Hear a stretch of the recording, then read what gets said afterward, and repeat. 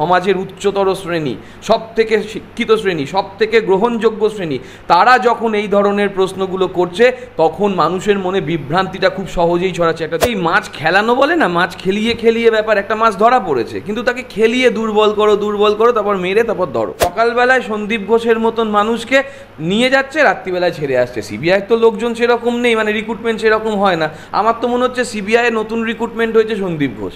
Confidence building মেজার্সের জন্য প্রথম দিন একটা বেসরকারি চ্যানেলে দেওয়া ইন্টারভিউতে মাননীয় মুখ্যমন্ত্রী বললেন যে তিনি কোনোভাবে এর সঙ্গে কোনো রকম কোনো কিছু চাইছেন না, শুধুমাত্র ন্যায় ছাড়া। একটা ন্যায়ের দাবিতে আর একটা অন্যায়কে কি সমর্থন করা যায়? এ ব্যাপারে তো কোনো ডাক্তার মুখ খুলছেন না।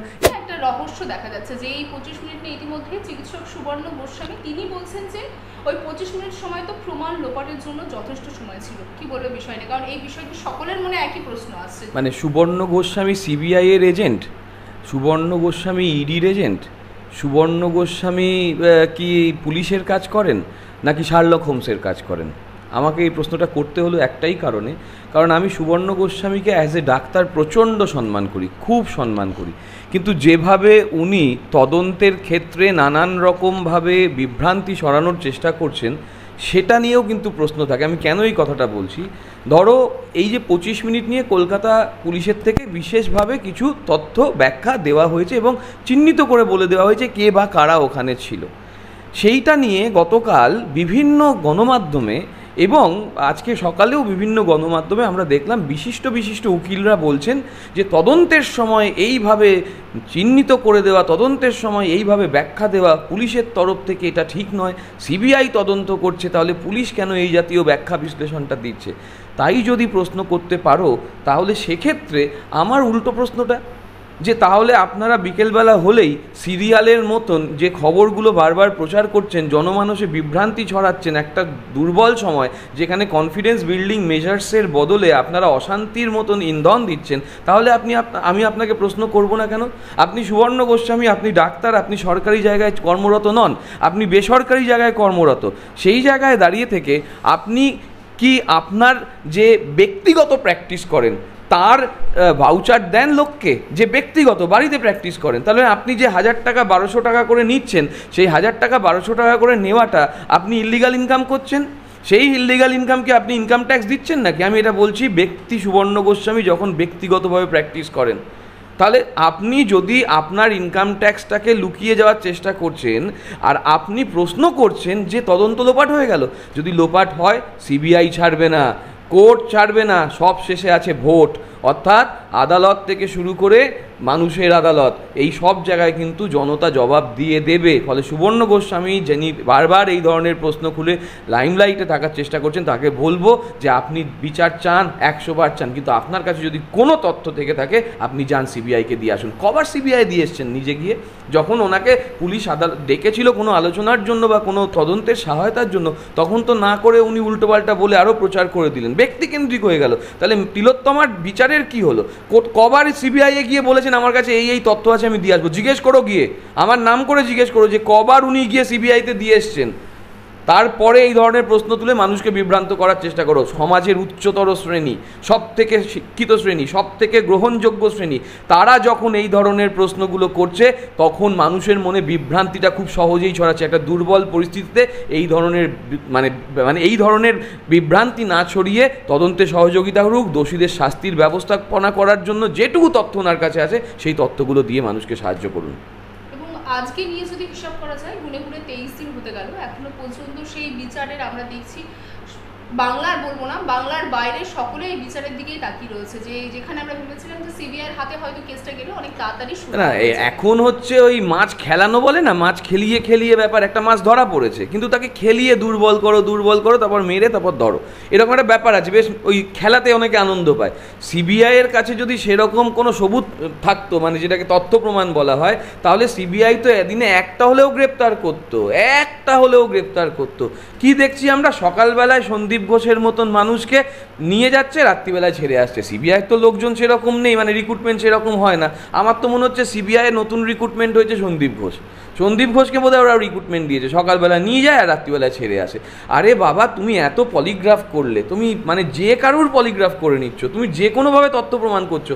আজকেই একটা গণমাধ্যমে দেখলাম নাকি ডিএনএ স্যাম্পেল মিলে গেছে, মানে যে মানে নারকীয় অত্যাচার করেছে তার সঙ্গে নাকি এই একজন যে ধৃত, সেই ধৃতই নাকি সেই, এর বাইরে নাকি কিছু নেই। তারপরের যে বড় কথা, তুমি দেখো যে ভিডিওটা ভাইরাল হয়েছিল প্রথমে, যে ভিডিওয় দেখা যাচ্ছে যে একটি লোক যে নাকি সঞ্জয় রায়, সে যখন যাচ্ছে তখন সেই ভিডিওটা আমাদের সামনে এসে কই, সেখানে তো দ্বিতীয় জনকে দেখা যায়নি। আরও একটা কথা সেখানে তুমি খেয়াল করে থাকবে, সেটা আমি আমার ফেসবুকেও দিয়েছি এবং আমি আমার বিভিন্ন জায়গায় আলোচনাতেও বলেছি, সেইখানে যখন ওই 4 তলার ঘর থেকে যাচ্ছে তখন একটা ভাঙা দরজা দেখা যাচ্ছিল। পিডব্লিউডি মিনিস্টার যেটা বলেছিলেন যে ওইখানে মানে ভাঙার কাজ আগেই চলছিল, তাহলে কি এই ভাঙার কাজটাই সেইটা? সেই প্রশ্ন নিয়ে কিন্তু কোনো গণমাধ্যম কোনো দিন কথা বললো না, যে ওই ভাঙাটা কেন ছিল। যেখান থেকে ভিডিওর পাশ থেকে দেখা যাচ্ছে যে ভিডিওর মধ্যে যে ঘরের পাশ থেকে সঞ্জয় বলে জানোয়ারটা যাচ্ছে, সেই জানোয়ারটা যাওয়ার সময় যে একটা দরজা ভাঙা রয়েছে, একটা দেয়াল ভাঙা রয়েছে, তাহলে সেটা নিয়ে কোনো অনুসন্ধান হলো না। এখন আসলে পশ্চিমবঙ্গ হয়ে গেছে কিছু মানুষের গবেষণা ক্ষেত্র, যেখানে গবেষণা করে করে একমাত্র মহিলা মুখ্যমন্ত্রী যে আপকি বার 200 পার আটকেছে, যে আপকি বার 35 পার আটকেছে, তাকে কোনোভাবে পদ থেকে সরানোর চেষ্টা করছে। গণতান্ত্রিকভাবে তো পারবে না, এখন এইভাবে চেষ্টা চলছে। এবং এই সম্পূর্ণ বিষয় নিয়ে রাজ্যের বিরোধী দলনেতা শুভেন্দু অধিকারী 3টি যাত্রা একসঙ্গে ডাক দিয়েছে। একদিকে লালবাজার অভিযান, একদিকে নবান্ন অভিযান এবং আরেকদিকে মূলত দেখা যায় যে কালীঘাট অভিযান। না, উনি যাত্রা করেন, এটা তো স্বাভাবিক। তুমি যাত্রাটা তোমার অর্থে তুমি বলেছো, আমার অর্থে যাত্রাটা ঠিক ওই রকমই একটা ব্যাপার, যেখানে খুব পরিষ্কারভাবে বলছে যে মানে উনি অ্যাকচুয়ালি যাত্রা করতে ভালোবাসেন, উনি প্রচণ্ড যাত্রা করতে ভালোবাসেন। আজ অবধি আমার মনে পড়ছে এরকম একটা কাগজ নিয়েছিল, সেই কাগজ নিয়ে এরকম মাথার উপর তুলে বলেছিল, দেখো কোন বিদেশি ব্যাংক থেকে কোথায় টাকা যায়। 3 বছর আগে 2020 সালের শেষে, আজ অবধি সেই তথ্য উনি তুলে দিতে পারেননি। ফলে ওনার এখন একটা দরকার যে উনি মানে বিজেপির কোন জায়গায় আছেন সেটা প্রমাণ করতে, কারণ বিজেপির নাকি বিএল সন্তোষ কারা আছেন তারা নাকি খুব ঝেড়েছেন, এমন ঝাড় ঝেড়েছেন তারপর দিন থেকে ওদের মাঠে নামতে হয়েছে। মানে বুঝতে পারছে না কোন পথে চলি, কোন কথা বলি। এই ভাবনাটার মধ্যে দিয়ে দেখা যাচ্ছে যে ওরা মূলত ময়দানে টিকে থাকতে চাইছে। সেইখানে রাহুল সিনহার বক্তব্য তুমি খেয়াল করেছো, রাহুল সিনহা যখন গত 2 দিন আগে ধর্নায় বসেছিল তখনও কিন্তু সিবিআই নিয়ে প্রশ্ন তুলেছিল। এই লোকটা তো আজ অবধি সিবিআই নিয়ে প্রশ্ন তুলল না। ওর চাহিদাটা কি? তথ্য যদি থাকে তথ্য দিয়ে সিবিআইকে দিক, যে কেন ও মুখ্যমন্ত্রী তথা স্বাস্থ্যমন্ত্রী তথা পুলিশ মন্ত্রীকে মানে বলছেন যে তার পদত্যাগ করা উচিত। এর কেন বলছে, কেন বলেছিল গুলির কথা? তাহলে কি ও যে ছাত্র সমাজে ও টাকা দিয়েছিল? তাহলে কি ও ছাত্র সমাজকে ইন্ধন দিয়েছিল? সেটাও তো ওকে জবাবদিহি করতে হবে। আমার তো মনে হচ্ছে যে এই সমস্ত তথ্য তালাশ ও যে বার করছেন, ওকে ইমিডিয়েট সিবিআইয়ে ডাকা উচিত। সিবিআই ওকে তদন্ত নিয়ে তথ্য ওর কাছ থেকে নিয়ে যে দোষী তাকে শাস্তি দিক। এত কিছু জানে, জানার তোর শেষ নেই, তা যখন এত কিছুই জানে তদন্তে সাহায্য করুক না। রাজ্য বিজেপির তরফ থেকে এখনো মমতা বন্দ্যোপাধ্যায় পদত্যাগের জন্য ধর্নায় বসেছে। তাহলে কি কোথাও যে এই মুহূর্তে যেটা সাধারণ মানুষের মনে প্রশ্ন জাগছে যে বিচারের যে দাবি বা বিচারের দাবিটা আজকে কি সেই গদির দাবিতে যে পৌঁছেছে? 100%। মানে কোথাও তিলোত্তমার যে মর্মান্তিক মৃত্যু, মানে যেটা বলতে গেলে বুকটা কাঁপে, এখনও ঘুমোয় কষ্ট হয়, যে এই ধরনের একটা মানে ভয়াবহ ঘটনা, নারকীয় ঘটনা ঘটে গেল। সেখানে কনফিডেন্স বিল্ডিং মেজার্সের জন্য প্রথম দিন একটা বেসরকারি চ্যানেলে দেওয়া ইন্টারভিউতে মাননীয় মুখ্যমন্ত্রী বললেন যে তিনি কোনোভাবে এর সঙ্গে কোনো রকম কোনো কিছু চাইছেন না, শুধুমাত্র ন্যায় ছাড়া। ন্যায় চাই তার কাছে। তিনি বললেন যে আমি ডাক্তারদের, জুনিয়র ডাক্তারদের যে দাবি তার সঙ্গে সহমত, যারা যদি মনে করে প্রয়োজনে আমি সিবিআইও দিতে পারি। ভেরি ফার্স্ট ডে যখন উনি পাবলিক স্পিক করেছেন, সেই দিন এই জনগণের সামনে তিনি একটা বেসরকারি চ্যানেলে সেই ইন্টারভিউটা দিয়েছেন। সেখানে একটা নেতিবাচক কথা কোনো বলেননি এবং সেটা নিয়ে আজ অবধি প্রশ্নও হয়নি। কিন্তু দ্বিতীয়বার ওই ভিডিওটা কেউ চালাচ্ছে না, কারণ ওটা চালালে তো জনমানুষের স্মৃতি খুব কম, মানুষ ভুলে গেছে ওই ভিডিওটা, 10 তারিখের ভিডিওটা। সেই 10 তারিখের যে অডিও ভিডিওটা যেটা মমতাদি দিয়েছিলেন, সেটা একবার চালাতে বলুক না সব জায়গায়। তাহলে আজকে আমরা যখন কনফিডেন্স বিল্ডিং মেজার্সের জন্য যে কোনো রেসপন্সিভনেস দেখাচ্ছি, অ্যাকাউন্টেবিলিটি দেখাচ্ছি, আমরা অ্যান্সার করছি, ভুল হলে সেটা শোধরাচ্ছি, আমরা কারেক্টিভ মেজার্স নিচ্ছি এবং আমরা প্রতি ক্ষেত্রে তদন্তে সহযোগিতা করছি, তাহলে সেই জায়গায় দাঁড়িয়ে থেকে যে পদত্যাগের দাবি এটা রাজনৈতিক একটা উদ্দেশ্য প্রণোদিত। এবার এক্ষেত্রে অনেকে বলতে পারে আগে তো মমতা ব্যানার্জি পদত্যাগ চাইতেন, আগে তো অনেক কিছু বলেছেন। এখানে যুক্তি একটা আছে যে আগেরটা ছিল হচ্ছে দায়বদ্ধতার, যে সরকার দায় নেয়নি। এবছর কিন্তু সরকার দায় নিয়েছে, সরকার দায় নিয়ে তার উত্তর দিয়েছে। আগে কিন্তু সরকার দায় নিয়ে উত্তর দেয়নি, সেই জন্য পদত্যাগ চাওয়া হয়েছিল। আর এখানে কিন্তু সরকার দায় নিয়ে উত্তর দিচ্ছে, সরকার কনফিডেন্স বিল্ডিং মেজাজ করছে। এই ছোট্ট পার্থক্যটা আশা করি শিক্ষিত এলিট সমাজের মানুষ যারা মনে করছেন মমতাদি এলিট সমাজের নন, সাদা মাটা বাড়ির একটা লোক, হাওয়াই চটি পড়া একটা লোক, দরিদ্রের জন্য যিনি দারিদ্রতার জন্য যিনি কাজ করে গেছেন, যিনি ক্ষুধার জন্য কাজ করে গেছেন, গরিবের জন্য কাজ করে গেছেন, তাকে পদ থেকে সরাতে হবে। আচ্ছা, এই প্রসঙ্গে আরেকটা প্রশ্ন যেখানে আসছে যে মমতা বন্দ্যোপাধ্যায় যিনি অনুরোধ করেছিলেন জুনিয়র চিকিৎসকদের তাদের কাজে আবার ফিরে আসার জন্য, সুপ্রিম কোর্ট থেকেও বলা হয়েছিল।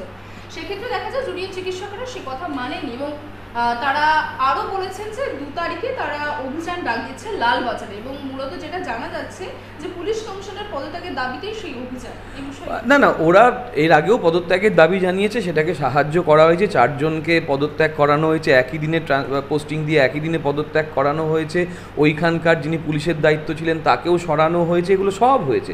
জুনিয়র ডাক্তারদের দাবি যথাবিহিত, জুনিয়র ডাক্তারদের দাবি ন্যায়সঙ্গত, কিন্তু একটা ন্যায়সঙ্গত দাবি করতে গিয়ে আপনি কি আর একটা অন্যায়কে প্রশ্রয় দিচ্ছেন না? ওরা খণ্ডিতভাবে কিছু সাহায্য করছে, জরুরি বিভাগ চালু করেছে, টেলি বিভাগ চালু করেছে, এটা খণ্ডিতভাবে গত 2-3 দিনের ঘটনা।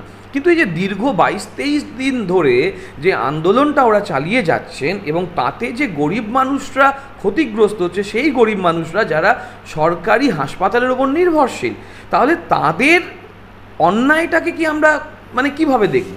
অর্থাৎ একটা ন্যায়ের দাবিতে আর একটা অন্যায়কে কি সমর্থন করা যায়? এ ব্যাপারে তো কোনো ডাক্তার মুখ খুলছেন না। এ ব্যাপারে তো ডাক্তার মানে ওই যে সুবর্ণ গোস্বামী, তিনি তো একবারও হাত জোর করে বললেন না ভাই তোমরা কাজে ফিরে এসো, আমরা তোমাদের সঙ্গে আছি, তোমাদের যেভাবে আমরা সাহায্য করছি, বিভিন্নভাবে তো সাহায্য করছেন আর কি, আমরা সেই সাহায্য চালিয়ে যাব, কিন্তু তোমরা একটু কাজে ফেরো, কারণ দরিদ্র মানুষদের অসুবিধা হচ্ছে।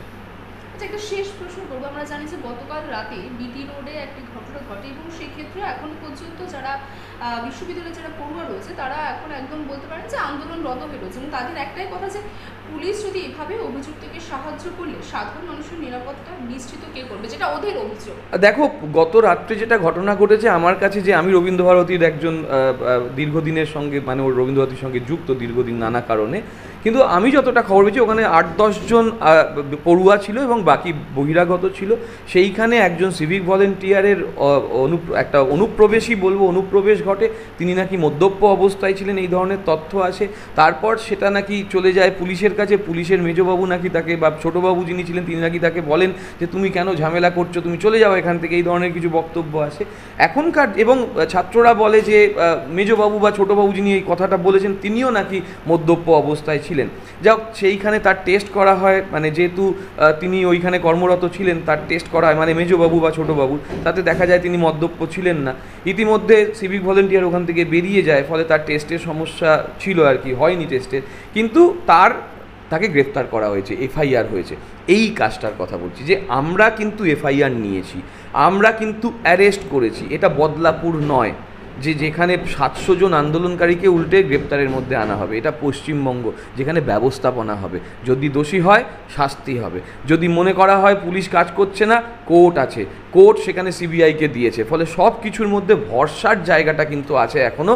আপনারা নিশ্চিন্তে থাকুন, যথাযোগ্য ব্যবস্থা হবে। আন্দোলনের অধিকার পশ্চিমবঙ্গে আছে, বদলাপুরে নেই। আন্দোলনের অধিকার কলকাতা বিটি রোডে আছে, মধ্যপ্রদেশে নেই। আন্দোলনের অধিকার পশ্চিমবঙ্গে আছে সিটিমোড়ের কাছে, আন্দোলনের অধিকার কিন্তু ভারতের অন্যান্য কোথাও নেই। এই জন্যই পশ্চিমবঙ্গ প্রথম থেকেই একটা জায়গা ধরেছে, ইন্টেলেকচুয়াল ক্লাস এখানে বেশি, এবং সেই কারণেই what Bengal thinks today, other state think day after tomorrow.